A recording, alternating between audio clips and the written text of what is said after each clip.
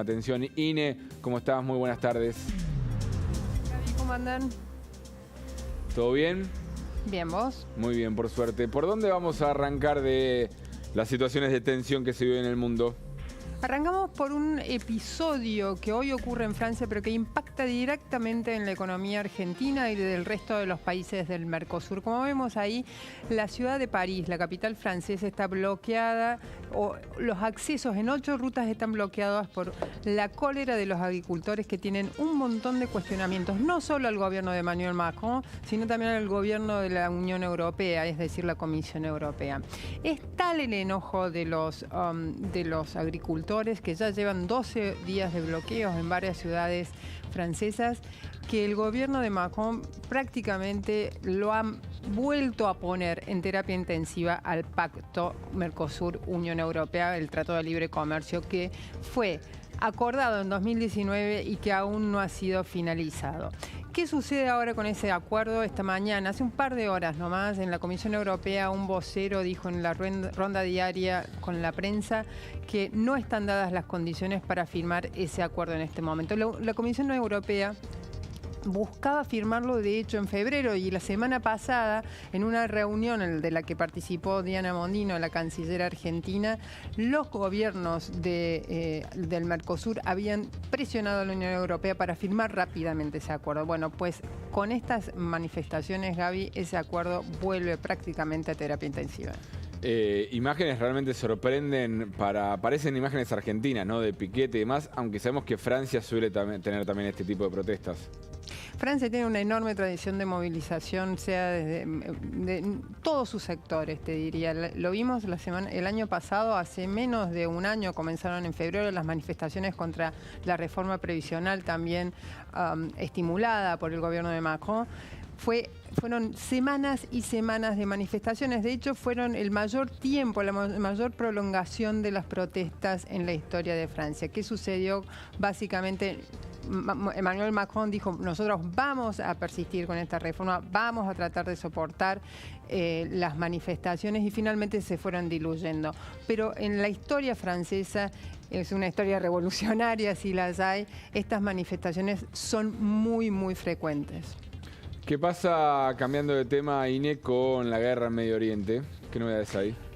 Mira, te diría que tenés una buena novedad y una no tan buena. Por un lado, digamos, en lo que solo concierne a la guerra entre Israel y Hamás, hay en marcha unas fuertísimas negociaciones, también en París, curiosamente, entre el director de la CIA, el director de la Mossad, el primer ministro catarí y el director de los servicios de inteligencia de Egipto.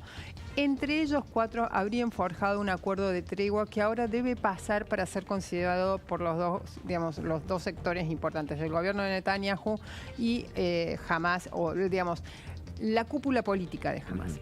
La cúpula política de Hamás, al parecer, lo ve con buenos ojos. Todavía no se sabe el contenido de ese acuerdo, pero es tal la supuesta inminencia de ese acuerdo que el jefe de Hamás, el jefe político de Hamás, Ismail Haniyeh, que vive en Qatar, habría viajado a Cairo, ya estaría ahí para ver los condicionamientos de ese acuerdo y ver si Hamás lo puede aceptar. Pero por el otro lado, el premier Netanyahu, el premier de Israel, acaba de decir que Israel no va a aceptar ningún acuerdo de paz que no incluya, digamos, el final total de Hamás, la salida total de Hamás de Gaza.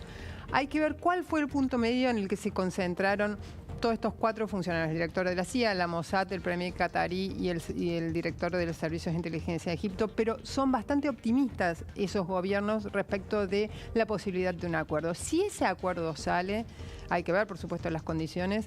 Es probable que Javier Milei llegue la semana que viene a un Israel que empiece a sentir algo de calma. ¿Volverán los rehenes? Eso todavía no se sabe cuáles son las condiciones. ¿Saldrá Hamás la dirigencia militar de Hamás de Gaza, que es otra de las condiciones requeridas por Israel? ¿Terminará la ofensiva israelí definitivamente o solo por unas semanas? Bueno, son todas interrogantes que aún no se saben, pero el acuerdo está sobre la mesa, está siendo considerado por los 4 gobiernos que lo forjaron y por las partes enfrentadas. Entiendo, Ine, que más allá de lo que diga cada uno hacia afuera, que es lo que también es parte de la negociación, si uno quiere las expresiones públicas, el clamor hoy en Israel, sobre todo hacia Netanyahu, es traer con vida o recuperar a los secuestrados, digamos que esa es la prioridad máxima, más allá de esta coincidencia de terminar con Hamás, lo que quiere la mayoría de israelíes es recuperar a los secuestrados. Sí, lo dijiste muy bien, es la mayoría israelí y es la mayoría que más se moviliza. Las movilizaciones en Tel Aviv, sobre todo, que es la ciudad, digamos, donde se concentra la actividad política y económica de Israel, salen a la calle requiriendo eso. Pero hay una minoría de Israel, sobre todo aquella ligada a la extrema derecha, sobre todo la extrema derecha religiosa y la extrema derecha nacionalista, que no quieren más que el final de Hamás. Incluso anteponen eso a la liberación de rehenes. Y ese sector es muy importante en la conformación del gobierno de Netanyahu. Por lo tanto, hoy Netanyahu responde más a ese sector que a la manifestación de una mayoría de israelíes que están desesperados porque vuelvan los 100, 110 rehenes que quedan en manos de Hamás. A esa tensión interna en Israel también va a ser muy importante a la hora de evaluar el acuerdo que ha sido puesto sobre la mesa por estos 4 gobiernos ajenos a lo que a la guerra en sí. También del otro lado hay muchas tensiones, del lado de Hamás hay un enfrentamiento mucho menos público, porque obviamente es un gobierno completamente autoritario y autocrático, hermético. Hay un enfrentamiento entre la cúpula política, que es la que vive en Qatar y la que viaja a Cairo para revisar el acuerdo, y la cúpula militar, que es la que está en el campo de batalla, que es la que tiene supuestamente a los rehenes y que está muy enfrentada por el poder real con la cúpula política. Todas estas tensiones van a tener que, a la hora de dilucidarse y tratar de diluirse a la hora de aceptar o no este gran acuerdo de tregua. Es una negociación que viene desde hace meses, ya lleva 4 meses la guerra, bueno, viene desde hace 2 o 3 meses. Es algo que, por ejemplo, no vemos en la guerra en Ucrania, no hay negociación. Hubo negociaciones 2 o 3 semanas posteriores al inicio de la invasión rusa a Ucrania y después murió la diplomacia. Acá no, sigue en pie.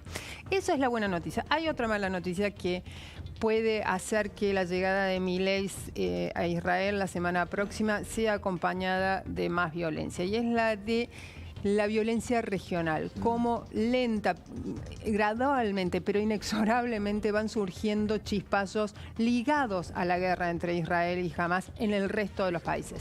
El último, ¿cuál fue? La muerte con un dron manejado por milicias iraquíes, chiitas, en Jordania, de 3 soldados norteamericanos. ¿Qué hace eso? ¿Por qué es tan importante cuando el costo en vidas no fue tan grande como lo que vemos en la guerra entre Hamás e Israel? Bueno, porque esto lo involucra directamente a Estados Unidos y lo obliga a Joe Biden, un presidente en campaña política por la reelección, a presentar una respuesta sólida y rápida contra esas milicias chiitas que están supuestamente apoyadas por Irán.